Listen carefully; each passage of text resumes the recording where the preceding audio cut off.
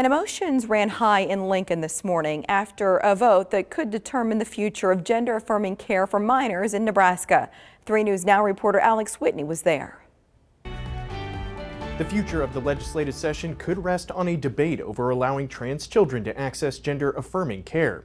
The debate has brought out promises of a session-long filibuster and some of the most emotional testimony I've seen in my years of covering the unicameral. Feel it in your heart. I know it's there.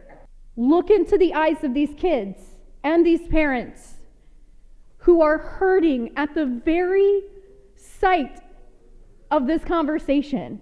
Please stop it.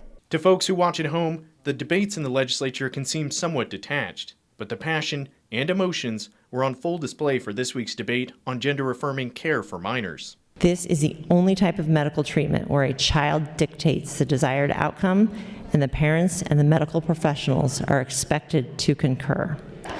We're doing our children a disservice by not being strong on this.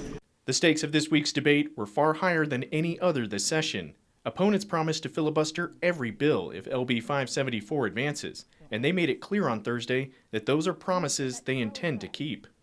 We've made it clear that this is a line in the sand. And people have said, well, what if we go after your bills? What if we put a bunch of bills introduced by progressives up on the agenda? Are you going to filibuster those too? Yeah.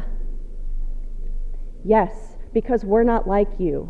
Despite stiff opposition and hours of contentious debate, the vote to invoke cloture would pass, getting the bare minimum of 33 votes to end debate.